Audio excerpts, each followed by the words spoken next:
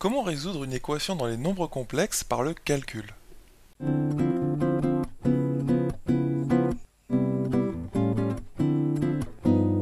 Bonjour à toi et bienvenue dans ce nouveau cours Star en maths, ici Romain, j'espère que tu vas bien. Alors nous voici devant la question suivante, il faut résoudre l'équation suivante dans C. Donc C c'est l'ensemble des nombres complexes que l'on voit en terminale par le calcul, donc par la méthode vraiment du calcul. Donc cette équation c'est z-2 le tout sur z-3 égale i. Alors les nombres complexes sont formidables parce qu'ils nous permettent de voir la géométrie d'une nouvelle façon un petit peu.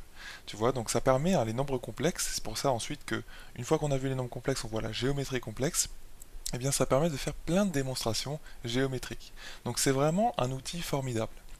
Donc là, on a vraiment affaire à une question typique que tu pourrais rencontrer si tu es en terminale et que tu pourrais vraiment très bien avoir au baccalauréat. Donc c'est vraiment une question classique. On te demande dans un premier temps de résoudre cette équation par le calcul, par exemple. Donc z-2 le tout sur z-3 égale i. Alors je dirais qu'il y a deux façons de faire.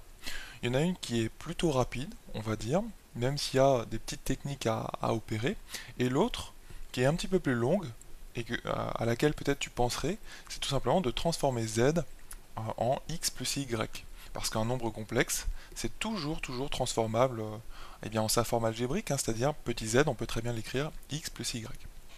Alors en fait, j'ai pas dit une chose importante, c'est dès que tu vois le mot résoudre une équation, qu'est-ce que ça veut dire? En fait, ce qu'on cherche, il faut toujours se demander ce que tu cherches dans un exercice précisément. Et bien ce que tu cherches, c'est z. Quelle valeur il peut avoir ce petit z là? C'est l'inconnu z que tu cherches. Donc le z, si tu le notes x plus y, tu chercheras le x et le y. Donc là, on va voir une première façon de faire, toujours par le calcul, et ensuite on en verra une deuxième façon.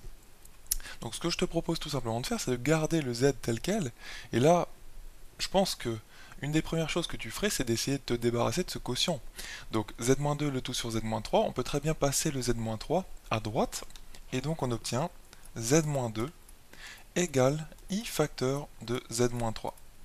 Voilà, donc ça, c'est quelque chose que tu peux développer à droite, donc tu mets le symbole équivalent, et tu obtiens la nouvelle équation, z-2 égale iz moins 3i. Et une fois dans cette situation, ce que je te propose de faire, c'est quelque chose de tout simple, c'est ce que tu faisais déjà à mon avis en seconde, c'est de regrouper les z ensemble. C'est-à-dire, en seconde, tu te souviens, tu avais des équations du premier degré, on appelle ça, avec des x, ce qu'on essayait de faire, c'est d'isoler, en tout cas de regrouper déjà dans un premier temps les x, et après d'isoler le petit x tout seul d'un côté du égal. C'est vraiment ce qu'on va faire, c'est vraiment ça l'objet de cette première façon de faire, de cette première méthode, on va dire. Donc là, on obtient, donc là, tu passes le iz ici à gauche, tout simplement en faisant moins iz, et donc tu obtiens z moins iz moins 2, alors tu sais quoi, le moins 2 on va le passer à droite, donc on obtient moins 3i, ou 2, moins 3i, plus 2 moins 3i. Alors maintenant, comment regrouper vraiment les z? Parce que là on les a rassemblés, mais comment faire en sorte qu'on ait qu'un seul petit z? Parce que ce serait ça un petit peu le but. Alors là, ce que tu peux faire, c'est tout simplement factoriser par z à gauche.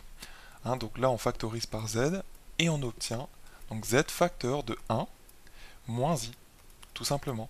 Si tu n'es pas sûr de ta factorisation, il faut tout simplement redévelopper.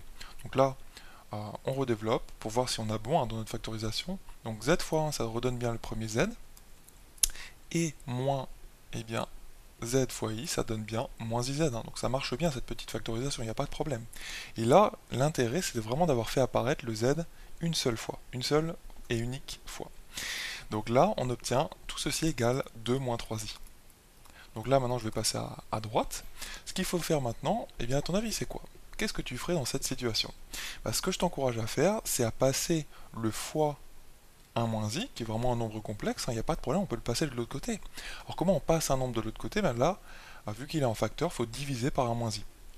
Donc on va obtenir z égale 2 moins 3i ici à droite, le tout sur 1 moins i. Alors, une fois dans cette situation, on peut se dire, bon, c'est fini, ça y est, on a trouvé la solution, apparemment il n'y a qu'une seule solution pour z, et c'est ce fameux nombre-là.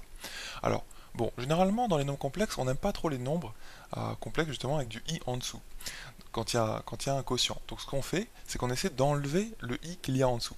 Et une technique, je pense que tu l'as déjà vue, qui permet d'enlever le i du dénominateur, c'est de multiplier la fraction en haut et en bas par le même nombre, parce que tu sais que quand tu multiplies n'importe quelle fraction par un même nombre en haut et en bas, ça ne change pas la fraction. Donc là, tu peux multiplier en haut et en bas par le conjugué du dénominateur, c'est-à-dire 1 plus i. Tu transformes le nombre, le coefficient en fait, qu'il y a devant le i, tu prends son opposé, c'est ça hein, l'opération d'obtenir le conjugué d'un nombre complexe, et donc tu multiplies par le conjugué. Donc il faut bien mettre des parenthèses, hein, ça c'est vraiment important. Et là, en fait l'intérêt, on va pas tout expliquer ici, mais l'intérêt c'est vraiment d'enlever le i, parce que ça va vraiment enlever le i du dénominateur.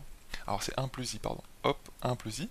Et pourquoi? Parce que, en fait, z fois z bar, hein, ça vient d'une relation de cours qui est tout à fait démontrable, c'est très facile à démontrer.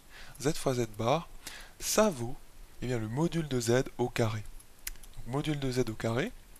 Autrement dit, si z s'écrit par exemple x plus y, ça vaut, tu te fais un module de z, c'est racine de x2 plus y2. Si c'est au carré, ça donnera x2 plus y2. Et sachant que x et y dans la forme algébrique sont deux nombres réels, et bien là ça te donnera un nombre réel positif. Donc tu vois que ça appartient à R+, il n'y a donc plus de i dans ce nombre-là. C'est pour ça que ça permet d'enlever le i. Voilà, donc ça c'est une relation très très facilement démontrable. Bon là, voilà, on a quasiment fait la démonstration, hein. Tu vois, il suffit de développer si tu veux, hein. Là tu pourrais développer. Si tu développes vraiment à la main, ce que tu as en dessous, tu vas vraiment obtenir ce nombre x2 plus y2. Nous on va juste utiliser la formule, mais si t'es pas sûr, tu peux vraiment redévelopper, hein, il n'y a pas de problème.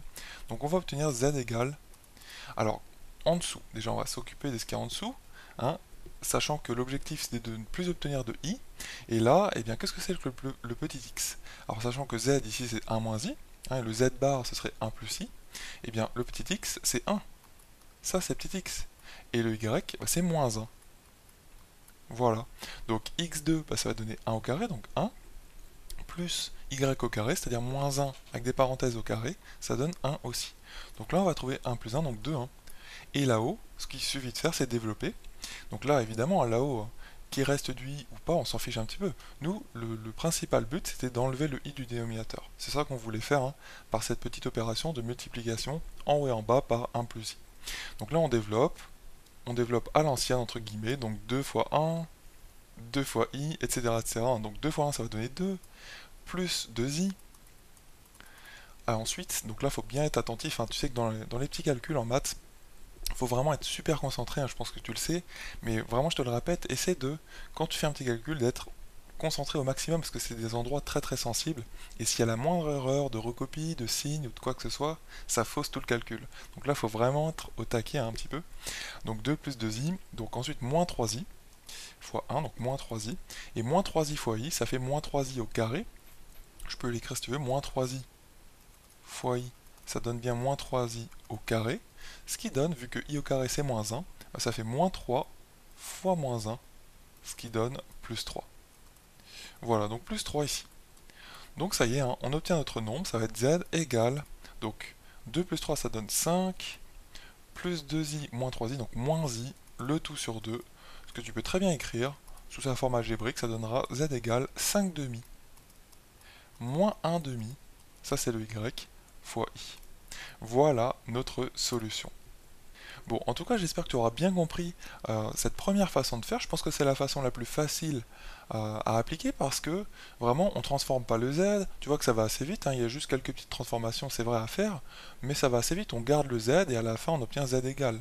C'est vraiment la même façon de faire que ce que tu utilisais déjà pour les équations du premier degré. Tu vois? Donc maintenant, si tu as l'habitude, et des fois on en a besoin, c'est vrai, dans les nombres complexes, de changer z en x plus y, on va appliquer cette technique-là et tu vas voir que ça marche très bien aussi.